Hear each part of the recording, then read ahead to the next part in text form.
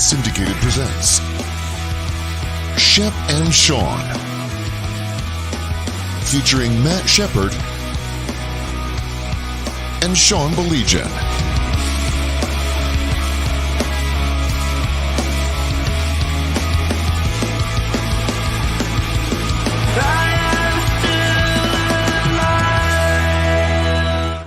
Where do we even start, Shep? I mean, honestly, it was a classic. It was epic. It was, use every word that you want. I'm going to say it again. Very soon, I'm going to have a Bo Brisky Appreciation Day. He's probably going to start the next two games at least. We'll see about game 5. I have a feeling that Scooble guy will show up. But, Shep, what a fantastic, memorable game 2 of this series. Yeah, I think that home run's going to live in everybody's memory for a long time, don't you think, Sean? I mean, that's one of those memorable moments, I think, because of, the distance between the Tigers' playoff spots and because who it was off of, right? And because Kerry Carpenter he's got the dramatic. He's got that feel for the dramatic. My son and I are watching it together, and I said to him, if there's somebody who can turn around on a fastball from Class A, it's Kerry Carpenter. Now he didn't get a fastball, but I said this kid is not intimidated. Remember this: he hit 18 home runs during the regular season. 17 were off righties. Class A had not allowed a home run off a slider since 2023. He tripled up. He didn't double up. He tripled up on sliders. And I don't know if Carpenter was looking for it or not, but what a swing. Is it in the same realm as, Mickey Lolich's home run in the World Series in 68? Is it in the same realm as Kirk Gibson's in 84? Magglio Ordonez, right, in 2006? I don't know. But it's in the discussion, and it's something people will remember forever, and it's kind of fun. I would say this, though, Sean, as much as we want to talk about Kerry Carpenter and Tarek Skubal, and for good reason, Jake Rogers and Trey Sweeney preceding it, I think, it needs to be discussed as much as the other two, my opinion. Did you see my tweet, Shep? Honestly, it's exactly what I tweeted. I swear to God, I said, isn't baseball an amazing game? Jake Rogers and Trey Sweeney off the Cleveland, I almost called them the Indians again, Guardians Cy Young candidate. And any other year, he would have a very serious case. He's not going to beat Tarek Skubal. No way, no how. You know it. I know it. We'll all move on. But honest to God, I tweeted that out, Shep. I said Jake Rogers and your 8 and 9 hitter. And no disrespect to the guys, not exactly known as guys that are going to go up there and play the role of hero. Absolutely phenomenal. I agree with you. Yeah, look, Jake Rogers, what a good swing on that, right? I mean, that was impressive. I did wonder a little bit. Class A comes in, so Stephen Vogt goes and gets Class A in the 8th. He gets that final out, right? Or the final 2 outs. I forget exactly what it was. There's that phrase of up down, and in case people don't know what it is, your pitcher comes off the mound, goes in and sits. That's the down. Then he gets back up and he goes back out to work. Starters are used to that, right? Certain relievers, long relievers, are used to that. Closers are not necessarily used to that. And I don't know how often Class A did it. So I'm not going to try to pretend to throw out a bunch of numbers at you. I just know closers, and he's a legitimate closer. Tigers may not have one, but Cleveland does, are not necessarily used to that. I thought he was pumping in at 101, but he was laboring with his location a lot more in that 9th inning. Not to take anything away from what Detroit did. I just give him a ton of credit for, going about their business and do what they had to do. And then, of course, you got Detroit's bullpen. This series, you and I talked about it before, this series was going to come down because they're very similar teams, right? And you've got to capitalize on your opportunities. Cleveland had had 2 opportunities. They hit a couple double plays. They missed their chance against Tarek Skubal. They missed 2 really good chances. Couldn't cash in. Kerry Carpenter with a swing of his life, and what a moment for everybody in Detroit. And you got exactly what you wanted, right? You're coming home 1-1, and you got to win a couple of games at home. It can be done. Mr. Detroit said, hello, fellas. Tom Robinson, good evening, guys. What a game. Yeah. They got what they needed with a split in the first of 2 games. More on that in just a second. My buddy Joe from Windsor said, incredible game. You know what, Shep? If I'm the Indians, that's the mindset that I have to take right now. Okay? Because you know what? What happened in the first 2 games that maybe we didn't expect? I think a lot of people thought that Cleveland would take game 1, and you have to expect to take the Skubal game, right? I mean, you do. You have to expect to take the Skubal game. The missed opportunities stink, but I guess if I'm the Cleveland perspective, because we were going through this earlier today, Shep, you know the doom and gloom crowd in this town that were, oh gosh, here we go. The magic ran out. You got Tarek Skubal on the mound, man. I like my chances when Tarek Skubal's on the mound. So as far as I'm concerned, I guess if I was to look at it the other way, I would say the same thing. I would go, okay, well, Skubal got us. The guy's been lights out, hasn't given up a run yet. And the Tigers for 15 innings couldn't do a damn, well, crap, I almost swore. For 17 innings, couldn't do a thing, and then one swing changed it. So, there's both ways to look at it. We're one apiece, but I know this Comerica Park will be electric on Wednesday. Oh, there's no doubt about it. I suppose if you're the glass half full, and you always have been, if you're from Cleveland's perspective, that's what you're thinking about. Yep. I'm looking at 2 opportunities to beat the best pitcher in baseball, and we didn't cash in. And I worry privately about my bullpen and their availability, Class A's availability for Wednesday. So that's back-to-back games he pitched. He pitched in game 1, even though it was a blowout. Good call. And he pitched, and I think for good reason. I'm not questioning Stephen Vogt. I think that was the right thing to do. He had missed, they'd been off for a long time. He wanted to get him some work. He knows his guys better than anybody. I do wonder about that on Wednesday a little bit. So we'll see what happens with that. Austin said, Shep, you and I were talking about this just before, and we'll get to it in a second. The baseball gods were in our favor, as I may be crazy, but I swear the ball Quan caught bounced. Joe said, you can't miss your chances against Skubal. You're not going to get many. Tom said, you bring the closer in the 8th, you're playing with fire. Back-to-back series, the Tigers jumping on the closers. The mindset is not the same with nothing on the line as a closer. No, Mike said, that's not true. That's not Mike true said, thought Quan trapped it. Boys shrugged it off. Biggest home run since Mags in 2006. More on that in a second. Vest and Bo did their lights out magic again. Incredible. All right. I want to get very quickly, though, Shep. I want to get back to the point about the Quan play. I thought he caught it. I did. I'm not gonna lie. I thought it hit webbing and stayed in. But with that being said, you have to be conclusive. I didn't think there was anything conclusive about that replay. No, if you're a Tigers fan, you want that catch and you deserve that catch. I don't think it was a trap. I think he got his glove underneath it, and the ball hit the glove as it was coming in. It hit the glove and then hits ground. So in other words, the glove is underneath the ball. The ball hits the bottom of the glove as well as, as it's hitting the ground. I thought it was a clean catch. I thought it was the right players. I thought it was a hell of a catch. Just a hell of a job by Stephen Quan, a Gold Glove outfielder. I just want to get back to this colder thing. You bring your closer in the 8th, you're playing with fire, back-to-back series with the Tigers jumping on their closers. They didn't jump on Class A in game 1, and they brought him in.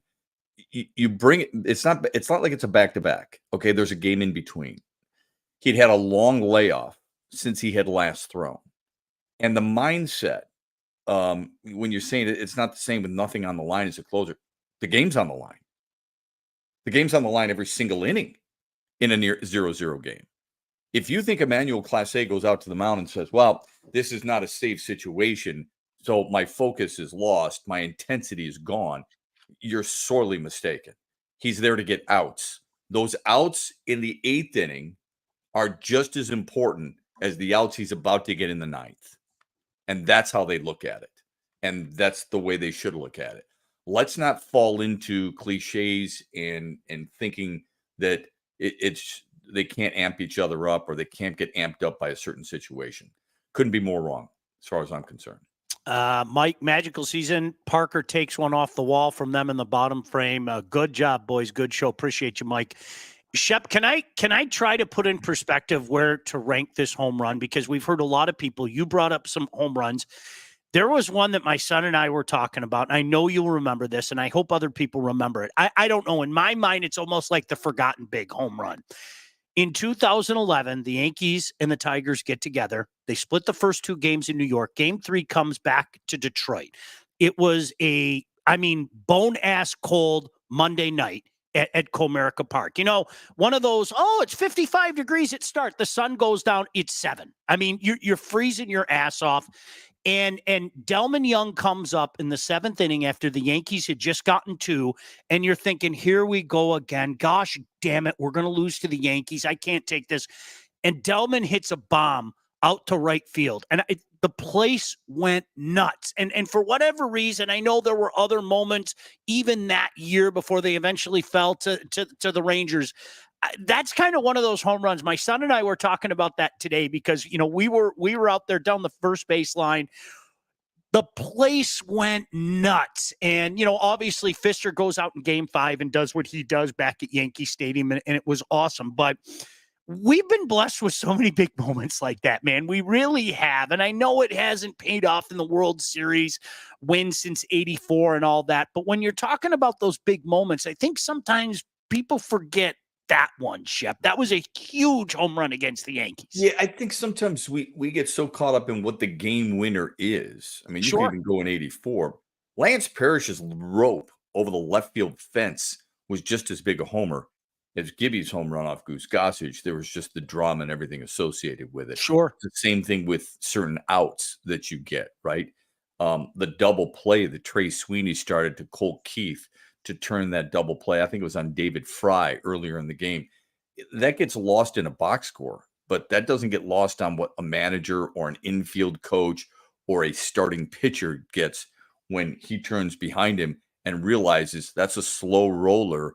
Sweeney had to make the decision right away, charge it, make a good flip to second base, and that's a hell of a turn by Colt Keith. He's gotten a lot better at that. So just because the game wasn't on the line, to your point, doesn't mean that it wasn't just as important. You know what I mean? Yeah, Shep, we have to start, and I hate overstatements. You and I have talked about this for many years. This was the best, that was the best. I think there's the tendency to get carried away, okay? Yeah. With that being said, and feel free to yell at me, we are in uncharted territory with what Tarek Skubal has done this year. Not just the season, but to come out and have those 2 gems where he hasn't given up an unearned run, Shep. I would like to fact check myself, but I'm really sure I don't need to. Even in some of those glorious Verlander seasons and Scherzer and Sanchez, for a guy to come out in his first two postseason games and pitch as he has, we're in uncharted territory with this guy right now. Yeah, he's gone into superhuman form. Yeah, I'd like to check the Verlander stuff when he threw against Oakland, right, in 06. Look, it's been special. We've been lucky to have so many great starting pitchers. Even if you think about it, Denny McLain won 31 games in 68. He didn't pitch great in the playoffs. No, sir. So now remember, they didn't have the buildup like Skubal and the Tigers do this year. It's been awesome. There's no question he's the Cy Young, and there's no question he's the best pitcher in baseball.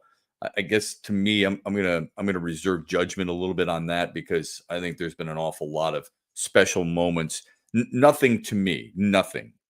And it's not like you and I were there firsthand, but nothing will top what Mickey Lolich did in the World Series in 1968, going 3 games, winning 3 games, going the distance all 3 games, hitting a triple and a home run, I believe, and in the last game beat the best pitcher in the world in Bob Gibson. So nothing.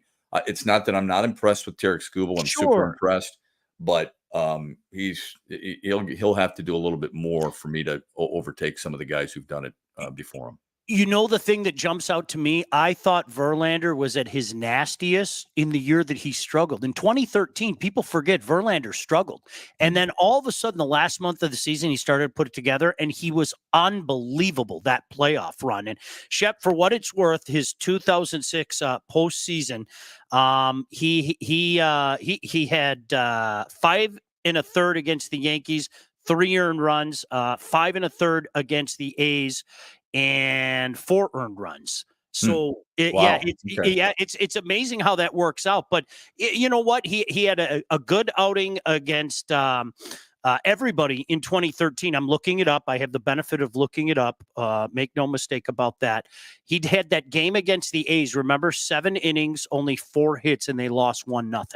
I mean, he was absolutely just sick down the stretch that year, and Yeah.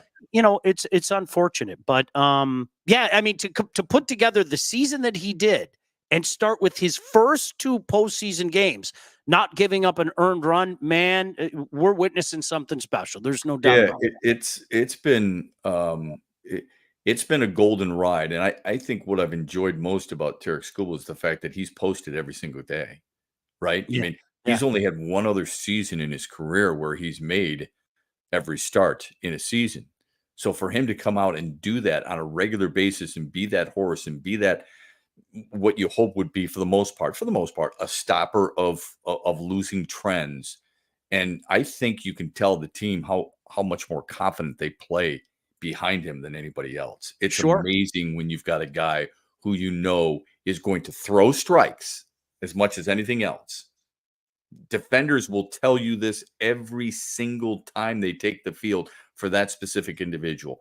I've got to be on my toes because I know he's throwing strikes. I want a guy who throws strikes. I want quick innings, but I want some contact my way. I want to be on the tips of my toes and ready to go because I know he's going to be in the zone and he's going to force swings. Now for him, it's more swings and misses than anything else, but they love playing behind a guy like that. It's awesome. It's simply awesome. JV in 2013, by the way, Shep, he had a .39 ERA and a .57 WHIP. His ERA was lower than his WHIP. Oh my God. You So that I freak. must have been thinking about 13 out of What 6. the hell's wrong with you, man? Seriously, what the hell's wrong with you? Couple comments. To be honest, the one thing that makes me nervous about this team is if we eventually happen to lose a school start, I'm nervous about bullpen mania winning 3-4 by themselves. I think that's fair. While I understand we assume school starts are automatic W's, it's still the MLB playoffs. Austin, great poll. I swear to God, I brought this up to Neil Rule today. The Alexis Gomez home run game at Oakland that preambled that all-time Magic Maglio moment that series. Alexis Gomez, you want to talk about Jim Leland pressing the right button at the right, like Shep, full disclosure, I was going, Leland, you're a crazy old man doing crazy old man things when he did that. And Alexis Gomez homers, and I'm like, Leland, you are the smartest guy. I was behind you the whole time. I mean, it's amazing. Here's a good one, Shep. Could they run Tarek on Thursday if they're going for the series win? I don't think they would. No. Nope. Okay. They'll want him fresh for game 5, I think, is what they would. Now, if it's 9th inning, you're up a run or 2, and Cleveland's got a man on, and the situation arises, I suppose that's a possibility. I guess the question would be, why would you do that when your bullpen has been so good already? Right. And then you need to make sure you've got your guy for game 5. If it goes back to Cleveland and you've got Skubal and they're tied at 2 and you got Skubal on the mound, how much do you like your chances? A ton, right? I don't think you do that, especially since you have certain guys in that bullpen, like Tyler Holton, for example, who can get outs in that type of situation. I could be wrong, but I doubt they do that. Kind of lost in all this was the outing for Matthew Boyd, huh? I mean, honest to goodness, who saw that coming? Like, good for him. He seemed like a good guy. You would know better than I, Shep, but great guy. Good for him to have that kind of outing. I mean, I was hoping he was, flammable, to be honest with you, but it's easier to give the tip of the cap after the fact when you win the game. Oh man, he kept guys off balance. I thought he doubled up when he needed to. I thought his spin was outstanding. He looked like he was on point the entire time, very confident, was able to throw any pitch he wanted in any count. I thought Detroit was really off balance against Matthew Boyd. You're right, Sean. I'm glad you brought that up because I thought he was special today. All right, let me tell you about my friends at the Wealth Advantage Group. If you're ready to take charge of your financial future, look no further than the Wealth Advantage Group, located in historic downtown Northville and owned by those two guys right there, the Handsome Brothers, with over 20 years of industry experience. They understand that your financial goals are as unique as you are. And that's why they offer personalized expert guidance to help you navigate the complexities of financial planning. Now, whether you're saving for retirement, getting ready to sell your company, already in retirement, they got your back. They can help guide you through every step of your financial journey, and they work with clients throughout all stages of life and have clients in 20 different states. Look, the investment world is a complex one. If you're ready to start taking your finances more seriously, it might be time to work with the experts. Reach out to my friends at the Wealth Advantage Group. That's Mike Husak on the left, Jeff Husak on the right. 248-773-8574, or check out their website at www.thewealthadv.com. As Michael said, Tiger playoff baseball and Red Wing home opener on Thursday should be a great time downtown. Good point, man. Isn't So that great? Wednesday Tigers, Thursday Red Wings, and then the Tigers are back. Would game 4 Thursday. be Friday? Yeah, it's Wednesday, Thursday. They're going back to back. Yeah. Oh, it's Wednesday, Thursday. Yeah. Wow. So 6:08 and then what? 7:30? Is it 7:30? Yeah, I think so. I want to call it the Joe at LCA. I know. Yeah, it's amazing how that works out. So That's crazy. Fun day. Yeah, that's going to be awesome. Yeah, man, the town's alive, and then the Lions are gone. So all right. So I was going to say, can you imagine what downtown businesses would be like if the Lions were home on Sunday? And oh my God, that would be something else, man. Something else. No doubt. I wonder how many people are going to do that double dip, Sean. How many will do the double dip? Well, you'd have to. I don't know if you could. Since it's about an hour and 20 minutes apart. Yeah, you'd have to leave, and you'd probably be in LCA late second period, maybe third period. Yeah. I don't know about that. I don't know about that. Shep, it is amazing though. I honest to God, I cannot believe we're talking about the Detroit Tigers right now. I'm not being funny. And as you're watching today, I was having conversations with my buddies, and we're all texting each other, talking about the holes in the lineup. And then one of the holes in the lineup, Jake Rogers, starts it all. It's amazing.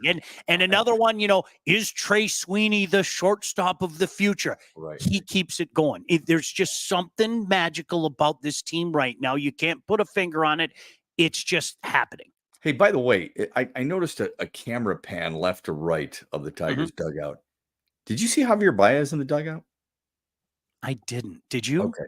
Did you? I thought I did, but I could be wrong. I'd like to have that verified, and I'll try and do that. That would be pretty interesting. Wouldn't surprise me, but it'd be pretty interesting because you saw, Ryan Kreidler in there. You saw a number of different faces that, are not going to be playoff roster, but you get guys that type of experience. And I just wonder, obviously Baez, you wouldn't have him on there for that type of experience, but I thought I saw him in the dugout for a fleeting moment. So you're talking about Jake Rogers. I know there are some people who no doubt were getting frustrated, Sean, with some of the swings against Matthew Boyd and against the Cleveland bullpen. And my thought kept going back to, playoff baseball, these guys are here for a reason. The reason Cleveland has gotten to this point is because of their pitching, primarily because of their bullpen.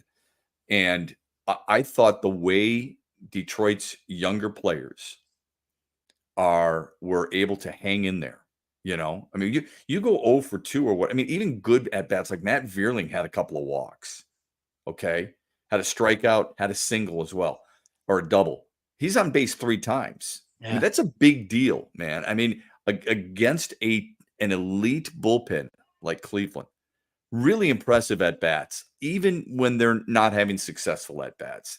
We always think successful at bats means you're getting a hit, right? Or you're getting a home run or whatever it is. Sometimes, when you're making pitchers go deeper into games, when you're giving the guy on deck an opportunity to see the different pitches that he has in his arsenals and what it's looking like, and giving you the opportunity to go back and tell him what it's like, those can be very productive at bats too. Sure. And I thought Detroit did a really good job of that from a lot of different guys, not just a guy like Matt Vierling, because he was rewarded 3 times. So yeah. I thought that was really encouraging. By the way, Tigers 6:08 on Thursday, Wings at 7:00. So the double would be tough. Let me tell you about our friends at Legacy. Did you know that thousands of Metro Detroiters have already called Legacy to get help with their home and auto insurance? Our friends at Legacy Partners are one of Southeast Michigan's top independent insurance agents. They provide a full service, one-stop solution for all of your insurance needs, personal and business, large and small. Legacy has helped our listeners by fixing mistakes other agents have made, asking the right questions to get the right coverage put in place to properly protect you. And yeah, help save you some money at the same time. We all want to do a little bit more of that. Chances are, if you haven't checked your policies in the last year, you're paying too much and you could be underinsured. So what on earth are you waiting for? Give my friends, I'm also a client, at Legacy Partners a chance to help with your home, your cars, life insurance, Medicare enrollment, or your business insurance needs. Call them today, 586-209-4106, or visit legacypartnersins.com to get started with your new quotes. Riley Green feels due, Austin. When I think that's a great point. Kerry Carpenter was due, right? Yeah, it's some of those matchups are pretty tough for lefties. That's why it was really impressive, to be honest with you, that the Jake Rogers hit off Emmanuel Clase. Just filthy stuff that guy possesses. I feel that. I feel Riley Green's a little due. My son was asking me today, you think Riley Green's getting a hit because he's getting ready to bet? And I said, okay, Matthew Boyd's starting, a little softer stuff. I said, I wouldn't go lefty. I said, I would go righty. I told him to bet on Veerling. I don't know if he did. I'll tell you who's at bats I like as much as anybody else. I think Wenzel Perez gives you a really good at bat. I mean, he's a tough son of a gun, man. That dude never seems overwhelmed, does he? He seems like he digs in. He's like, okay, what you got? Let's see. Okay. Because he's not giving in. He's not caving at all. He does not feel like he's way out in front or way behind on a pitch or foot in the bucket or he's opening up too soon. The hip is opening up. I think he puts together some really good at bats, Sean. Yeah. Now Austin also said that's like saying Voldemort, dude. Shut the blank up. What does he mean by that? Voldemort, dude. What does he mean by that? The Javier Baez sighting? Is that what he's referring? Yes. Okay. Because I'll tell you this, and again, I don't know if that was him or not. All right. I just thought I saw him. That tells players around the league about your coaching staff and about your management. He's not playing. We know that. But him to be there, that tells something to everybody else who says, you know what? That's exactly what you would expect. That's how you treat people. Okay. I know he doesn't produce. You know he doesn't produce. The team knows he doesn't produce. But he also, AJ Hinch and Scott Harris also recognize that he is well liked by members of that team. What's the harm in putting him in uniform on the bench when you know he's not going to play? What's the harm there?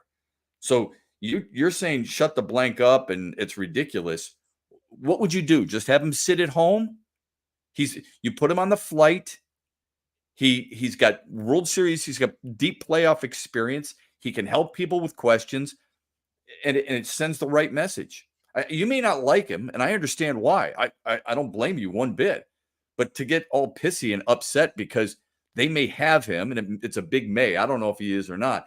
To get all pissy and be mad because they may have him on the bench in uniform, a parka, and a winter hat like he's at the Winter Classic in downtown Detroit, and you getting all your panties in a bunch is ridiculous.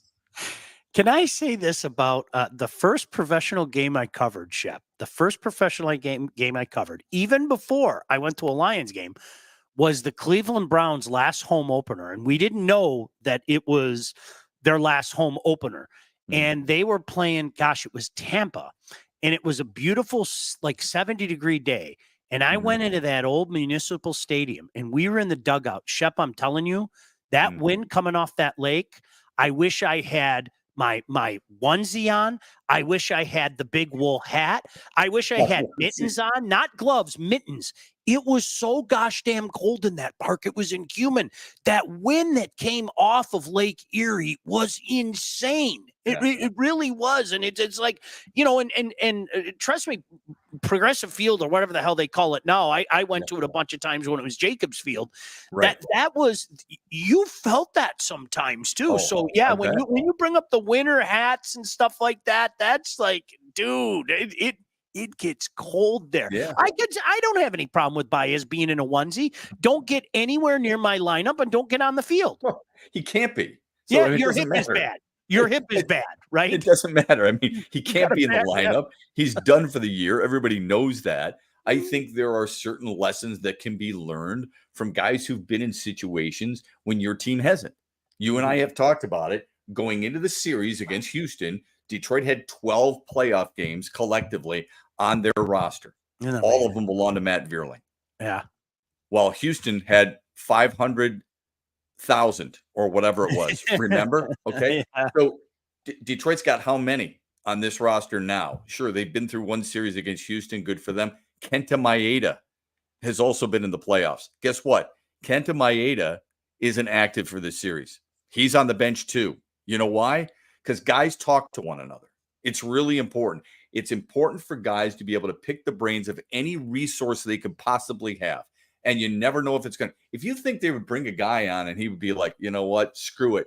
Don't strike out. Who cares? This season's over, and bringing bad vibes and everything. You couldn't be more wrong. Okay, they're all in there pulling for one another, and that's the way it's supposed to be. I don't know. I've asked some people. I'm waiting on a text back. I've asked some people if it is indeed what I saw. If it is, I think it's good for the Tigers to do something like that. I don't think there's one damn thing he could do to hurt you. Okay, he's not chirping at anybody. He's not going to get in a fight. All he's going to do is be there as a positive resource. I get why people don't like him, but I think it'd be a really good move if that's exactly what they have going on. I like Angry Scooble, by the way. Speaking of chirping, I loved Scooble walking off, doing this, saying, "Give me your smoke, give me your anger, give me your hatred." I really got in. It's not like him. He was joking. He said, "I really don't care if Javi watches it." You know, it's not like him, Sean. I know, that's what was great about it, right? Yeah. No, I love it too. I think it's awesome that he goes outside himself a little bit, and you can tell it's the playoffs and all. If that's somebody else doing it to my team, I'm kind of screaming some obscenities back at him. But he was almost feeding off the crowd, wasn't he? Yep. Keep bringing it because it drives me harder. Good Fuel, for him, baby. Fuel. Yeah. I'm going to get some NFL things in there. The old segment I used to do, what did you see in the NFL? We have to have some conversations about the Minnesota Vikings, guys. We really do. We do. Yep. Let me tell you about All About Catering. All About Catering LLC is a full-service caterer. Graduations, weddings, bridal showers, corporate events, anything you need catering for, from 25 to 4,000 people. All About Catering has your back. They will take care of you as they've taken care of me and my family. Customer service and satisfaction is their number one goal. I'm telling you, Rick and his group, second to none. So don't sweat your next big event. Just go to allaboutcateringllc.com today to see their menus and all their 5-star reviews. Give them a call, 586-731-1398 to get your event started. Shep, I still think the Minnesota Vikings are inferior to the Lions. I do. I'm not going to lie. I think the Lions are a better team. However, I think when you go 5-0 in this league, it's not on accident. I think this is a very serious threat. There's no doubt about that. They're 5-0. The Lions are 3-1. But to anybody worried out there, just know this: in 13 days, the Lions could be back in first because the Vikings have a bye. Lions go down to Dallas, take care of business, and then beat the Vikings. The Lions are back in first at 5-1. But with that being said, Shep, I'm not putting the cart in front of the horse just yet. They look pretty damn good. I've seen them almost every week this year. They look like a good football team. Yeah, I think they're rock solid. Look, if my team were 5-0 and people were dissing them, I would be asking, where's the respect? Yeah. And I'm not sure Minnesota got nearly enough until they actually did win this past weekend. They're not just winning. I mean, they're beating teams up pretty damn good. I'm really impressed. I've suddenly changed my mind drastically. Going into the season, I was guessing that teams like Green Bay, Dallas, Philadelphia, and San Francisco were the threats for the Lions. Now it sure as hell looks like it's the Vikings and the Washington Commanders right now, Sean, who are unbelievably fun to watch, right? Incredible. So I'm not worried about the Lions either. I'll be very upfront and honest about it. I think the Lions are the best team in the NFC. I said that before the season began. I think when all is said and done, they're going to be in the Super Bowl. But Minnesota's given me a reason for pause when they play them in Minnesota. Mm-hmm. How's that? Okay. That team over your left shoulder, I believe that's your left shoulder. That team over your left shoulder right now. I still, Shep, they're not playing well. They find a way to win football games. Kansas City. I'm going to say it again. I think they're going to be the first team to win 3 Super Bowls in a row. I really do. I think there's. Well, yeah. Claire, the Viking fan, said, "Where's the respect?" There you go. Hey, you're getting it from both of us, man. You don't go 5-0 on accident in this league. Sorry, Sean. Here's the other thing. You bring up Kansas City, and a great point, because Pacheco's out, and you've got why did I lose his name? The wide receiver, for crying out loud. Rice. Yeah. Rice is out too. There's nobody in the AFC who's really taken the mantle, right? 100%. And you started the segment by saying, "Hey, listen, what did you see this weekend?" First of all, we saw some really close games that were really good games, right? And you also saw some outstanding performances, but some surprising performances. You're like, if you're Joe Burrow and you're throwing for 400 yards and 5 touchdowns and you're on the losing end, you're thinking, what in the hell is going on? Right. And you saw 2 decisions by coaches, specifically Sean McDermott in Buffalo. What the hell were you thinking against Houston in that situation? To me, it's mind-boggling how that happens, and that's how you lose teams. But Sean, really, there's not that many teams that I look at outside the Lions who are complete. And I think Minnesota sure looks like it, right? Washington's a lot of fun. How complete they are. Let's see what happens a little bit later on. I thought the AFC North, Sean, was the best team or best division in the NFL. It's now the NFC North. Every team's over 500, the only division like that. Cleveland's awful. What a dumpster fire that is. And Cincinnati's not as good as I thought they were. Pittsburgh, I don't think has a quarterback. And Baltimore seems to hurt themselves a little bit. So we'll see what happens with it, but it's been fun. Deshaun Watson openly quitting on his team is just unbelievable. I mean, I know we've seen so many instances, but he did it again yesterday. And I'll go back to that Bengals game. You are lighting it up. You are lighting the Ravens defense up. You get a gift. All you have to do is get a first down and put your field goal kicker in a position, and you decide to hand the ball off 3 times. Right. Forget that Burrow's thrown for 3,211 yards in the previous 63 minutes, right? Right. You decide to hand it off 3 times in a row. I don't get stuff like that, Shep. Yeah, Zach Taylor, it's not just the handing it off. Look at the defense. You've got an 8-man box in every single one of those snaps. At least an 8-man box. One might have been 9. And they're just daring you to throw the football. I'm not telling you to take a shot. And I'm not telling you to throw anything that would risk interception. But you can't throw a curl route. You can't throw an out route or something like that. I was having this debate with somebody I was watching the game with, and they said, well, you don't want to throw an interception. I said, why do we always fall back with that cliche? That when you throw the pass, too many bad things can happen. I said, have you ever heard of a fumble? Have you ever heard, especially out of a shotgun or a pistol formation, a snap, high Lamar Jackson, where you take your eyes off it? Yeah. Why do we only think it's passing the football? Too many things can happen. I thought it was awful, just awful game management by both Zach Taylor and Sean McDermott. Mike, you don't have to apologize. You said, sorry if this was already asked, but did you guys think that was a catch in left field? We both did. Yes. Yep. And it was too close. There was nothing conclusive about it. You couldn't change it. Right? But Shep, I don't want to put words in your mouth. I think it hit his webbing, bounced off the webbing, and then fell back into the mid. I thought it was a catch, but I thought it was too. And Austin brings up a really good point. I love this. I feel the Lions should make a move at the deadline with Barnes and Davenport out for the year. We've never been buyers. Let's go, baby. Throw the chips in the middle of the table like the Stafford Super Bowl Rams. I wondered the same thing. Are they going to make a move, draft picks, be damned, and get a guy who can rush the passer? Yep. Because we thought that was the weakest part of their team, outside maybe the secondary, but the weakest part of their team coming in. Now that they're almost forced to, without 2 guys, I think you almost have to do it, don't you think? Yeah. Oh, absolutely. I would go all in. Why not? The window is now, and I'm going to say it again, Shep. Honest to God, I know a lot of things can change. It's only October 7th. A lot of things can change by the time January 7th comes, okay? I mean, look back to last year. It didn't look like anybody was going to beat the Philadelphia Eagles, and their season absolutely fell apart. Right. But 10-0. Right. all I can do is base it on what's today, okay? I'm going to reiterate what you just said. I look at the NFL, there isn't one team out there that makes you go, ooh. I mean, the Chiefs, because they have that mojo and they got that Mahomes cat. You know what I mean? But other than that, there isn't anybody that just makes me go, ooh, I don't know about that team. Yeah, Kansas City's looking to possibly acquire a wide receiver too. So they recognize they've got some deficiencies. I got great respect for Andy Reid and Patrick Mahomes and what the Chiefs have done, but they don't make me, like you just said, shiver by any stretch of the imagination. Yeah. Minnesota deserves their flowers. So does Kansas City.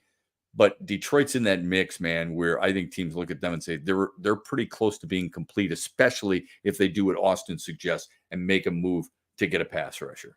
Tom brings up a great point. Since he seems to have fallen this year from where they have been, you cannot operate the way they've operated. You cannot consistently dig these holes at the beginning of the year in the National Football League. And I know what people say, oh, look what they did. They went on this run and they went on that run. It doesn't work that way. It doesn't work and then what are they going to do about Jamar Chase? Because he's going to want a new contract, right? And he's an unbelievable player. And by the way, these are just on the field situations. Sure. Look at what happens in Dallas. Even though they won last night against Pittsburgh, Sean, look at the relationship that CeeDee Lamb and Dak Prescott seem to have. Like we talk about Deshaun Watson quitting on his team. He thought there were 12 men in the huddle and all that other explanation. What about CeeDee Lamb and Dak Prescott? Two guys who are going to be there for a long time because both got extended contracts. We'll sit there, and I had some people this morning tell me this. They're going to complain about Deshaun Watson, and for good reason. But why does CeeDee Lamb get a pass when he's sitting here complaining and bitching in public? And Dak Prescott, to his credit, looking straight at the iPad, not even acknowledging, doesn't need to get into that stuff. And all Dak Prescott does at the end is win the game for you. Well, I don't understand why he gets the free pass. Oh, because he's a really good player. I get it now. What a double standard. No, I agree. A couple comments before we get out of here. First, let me tell you about our realtor. And I could say our realtor. When it's time to get yourself a house, you're buying, you're selling both, you need to contact the right agent. Who should you contact? Lindsay Broadwell, right there. Your house is probably the biggest investment you'll ever make, and that's why you need a pro.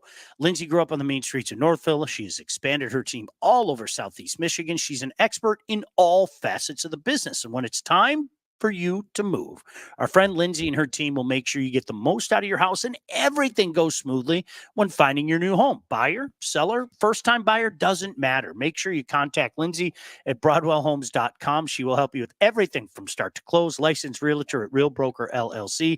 Start your search today at BroadwellHomes.com. Claire said the NFC North, the best division, and 3 out of 4 teams left in the AL are from the AL Central. Who would have thought that? That's awesome. Well, maybe the Chicago White Sox weren't all that bad, huh, Claire? Maybe we have to rethink that White Sox roster. Hey, what about John Taylor, who's won a couple of Super Bowls? What do you guys think about the pitching on Wednesday? Who do you think they go with? Come on, you know who I'm saying. Bo Brisky. No. Throw Bo out there. Give it to Bo and forget, right? I'm going with Reese Olson. I think they'll start Reese Olson. No, all jokes aside, it's got to be Reese, but Bo will see time, right? Oh, we'll see time. Find me a game where he doesn't see time. What are you talking about? It's like you working at DFN. You're working every shift. Awesome. What are you guys' thoughts on Buffalo? I thought that fourth quarter play calling was questionable, but not surprising. I think they have second round playoff loss written all over them. I'm going to say it again. Really? Listen, I'm going to say it again though. Shep, if you would have told me 4 years ago that the Bills would have done nothing, I would have called you crazy. Like, honestly, it's not that easy in the National Football League. I know. Sean, I picked them to win their division.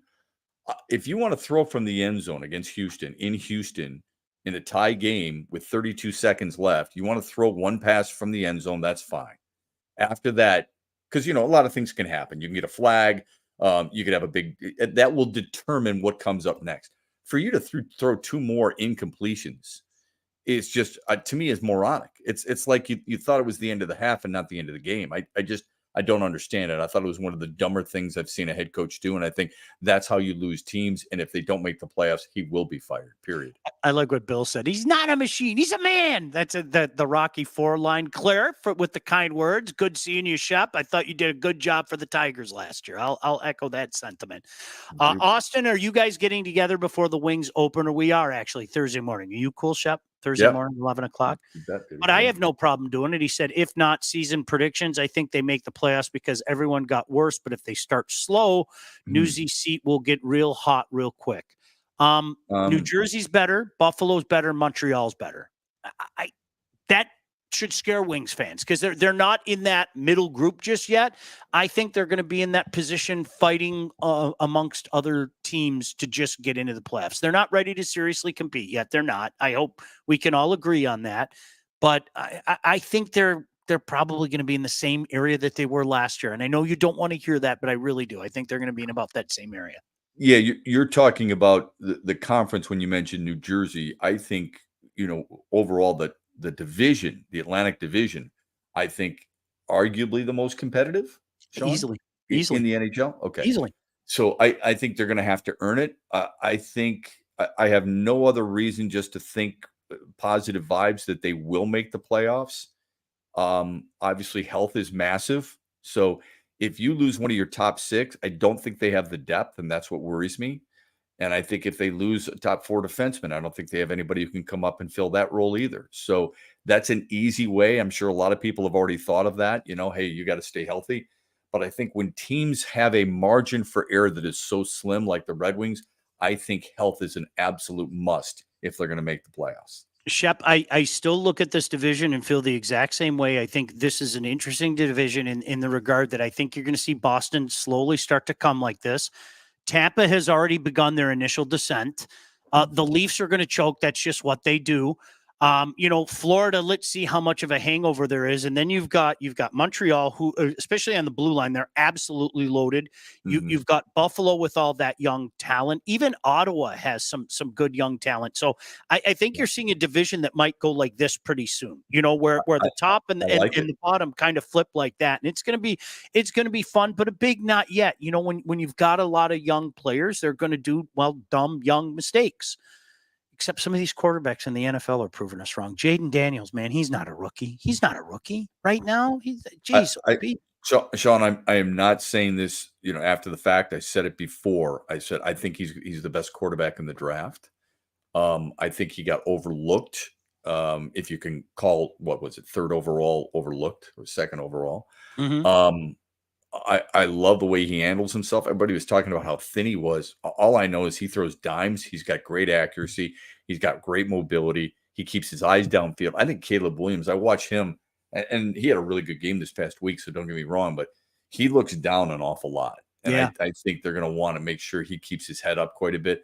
Jaden Daniels is the guy to beat for Rookie of the Year, and you could argue that he's been the best quarterback in football this year. It's incredible. It is. Yeah. It is incredible. Let's see. Sean, does Matthews get his 60 goals this year? Gosh, he came so close last year, right? Bill, what should the line be set at for Lions at Cowboys? I think the Lions, I haven't seen it. It's probably out, but let me guess without looking. Okay. I think the Lions favored by 2.5. Because what's the home team gets a 3-point bump. So how about the Lions favored by 2.5? That's my guess. Okay. I'm going to say Dallas is going to be favored by 2. Oh, okay. All right. Let's see. I'm going to see if there's any early line out there. Hold on. Let me look. Talk amongst yourselves. Lions minus 3.5. Oh, you're right. Okay. Lions minus 3.5.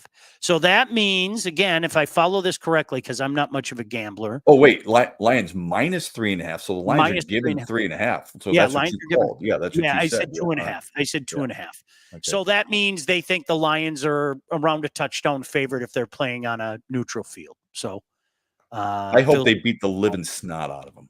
Gosh. No, I really do. I hope they beat the living snot out of them. What happened to Geno Mahomes this week? Geno Mahomes is only allowed to light up the Lions. There's a rule. I think somewhere somebody dictated that. So I said this morning. I said, just out of curiosity, when Seattle loses to the Giants, who we automatically assumed is not a good football team, but it played a couple of good games so far, and Daniel Jones actually looked very competent. Does it take away from the Lions' win against Seattle? When the Rams lose the way they've lost, does it take away from the Lions' win over the Rams? When Tampa loses to Denver the week after they beat Detroit, does it take away anything that they've done? I mean, it's such a difficult league, and it's such an emotional response from fans. You take wins no matter what. And I don't know what are measured as really good wins and what aren't good wins, to be honest with you, anymore. Shep, you bring up such a great point. Like, I'm going to look at Tampa specifically. Washington's only loss is to Tampa. The Lions' only loss is to Tampa. Tampa is a team that has turned around and lost to the Broncos, where they got punked. They lost by 19. Denver's first win. Yep. And then got beat by the Falcons when Kirk Cousins threw for 9,222 yards. I think that was the number that he finished. Yeah, he was Bart Starr, John Hadel, all those guys all wrapped up in one. All right, Shep, we got to get out of here. Enjoy the game. Buddy. I'll talk to you again Thursday, huh? Sounds great. Thanks, Todd. Thank you guys for joining us. We'll talk to you again. See you soon. Bye, guy. Bye. Shep and Sean, featuring Matt Shepard and Sean Baligian. Executive produced by Sean Baligian and Todd Losey. Theme song, incidental music, and related sound effects are from Still Alive by Anti-Ghost.